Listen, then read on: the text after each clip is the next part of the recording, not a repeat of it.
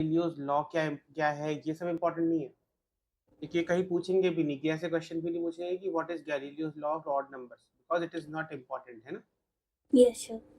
Important क्या है कि इसका रिजल्ट, रिजल्ट क्या है। इसका रिजल्ट ये बोल रहा है हमें कि distances traversed during the equal interval of time by a body falling from rest. मतलब हमारे पास क्या है सिस्टम में कि हमारे पास एक पोल टाइप की चीज रख लो, है ना, और पोल पे से तुमने क्या किया है, तुमने यहाँ पर एक छोटी सी बॉल को ना ड्रॉप कर दिया है। Yes sir. इसकी इनिशियल वेलोसिटी 0 थी,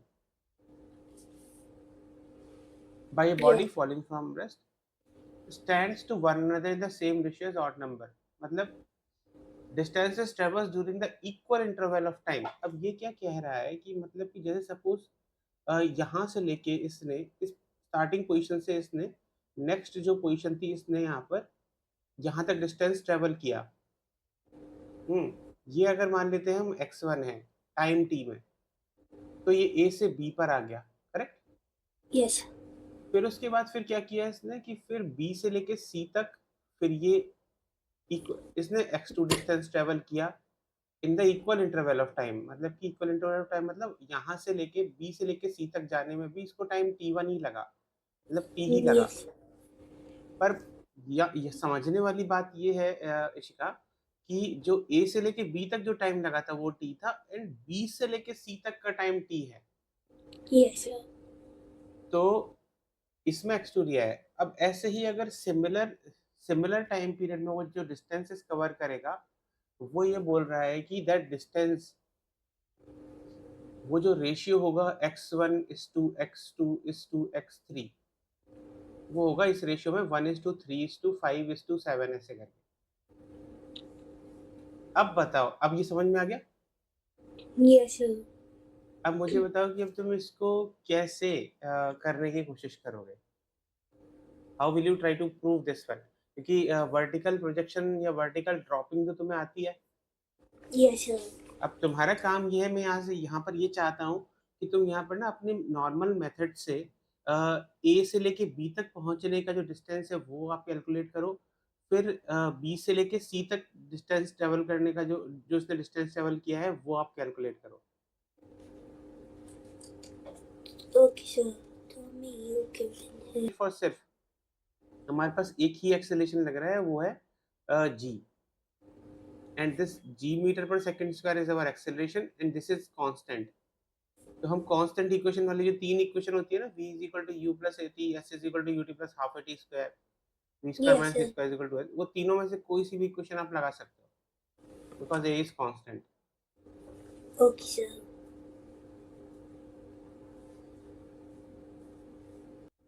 जी की वैल्यू 10 ले लो।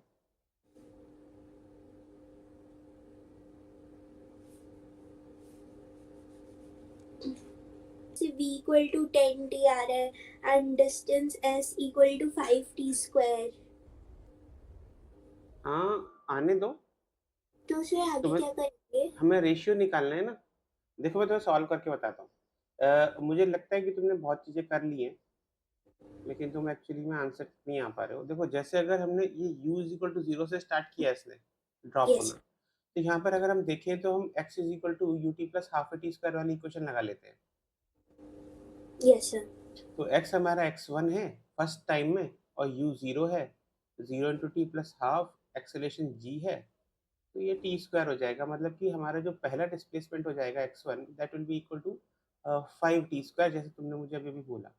Yes sir. सिमिलरली अगर मैं स्टार्टिंग ए से लेके सी तक का डिस्टेंस देखूं, तो मेरे पास ए से लेके सी तक में जो x1 प्लस x2 जो टोटल डिस्प्लेसमेंट है, that is equal to 0 into t plus, sorry not 0 into t, 0 into 2t plus half into g into 2t square.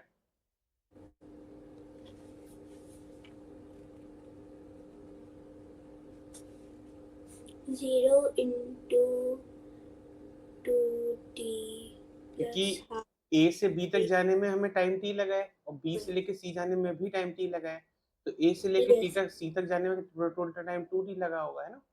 Yes sir. तो इसकी जो वैल्यू हो जाएगी वो हमारी क्या हो जाएगी, 5 into 4 into t square, which will be 20 t square. Yes sir. ये x1 एंड प्लस फिर हम S1 की वैल्यू इसमें पुट कर सकते हैं. हाँ, x1 की वैल्यू आप इसमें पुट कर सकते हो. तो x2 की वैल्यू यहाँ से हमारे पास क्या जाएगी, 20 t square minus 15 x1 square. minus 5 t square, which will be equal to 15 t square. Yes sir. Similarly अगर आप x1 plus x2 plus, ये आपकी सेकेंड इक्वेशन आ गई. सिमिलरली अगर आप x1 plus x2 plus x3 निकालोगे तो वो आपके पास आएगा 0 into 3t plus half into g into 3t whole square, which will be equal to 27 into 5, 135. सिर्फ 45 टी स्क्वायर नहीं आएगा. Oh, sorry, sorry, sorry, sorry. मुझे ये 3t क्यूब लगा. हाँ, 45 t स्क्वायर करेक्ट. 3t से 9 होता है ना, 9 into 5. हाँ यस ठीक. सर. तो ये हो गया 45 t स्क्वायर और x1 plus x2 20 t square आया था. Yes sir.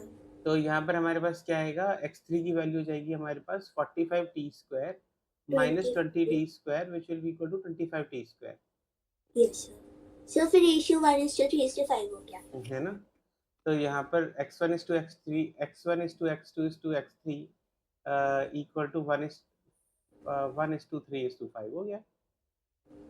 यस ये सर. प्रूव हो गया. तो ये गैलीलियो लॉ होती है. ये Galileo's law of odd numbers होता है in the case of free falling body. पर देखो ये एक रिजल्ट है जो ये याद रखने को बोलते हैं, पर हमें जरूरत नहीं है. ये तो ओके. तुमने अपने कॉमन सेंस से ही निकाला है ना पूरा सॉल्व करके.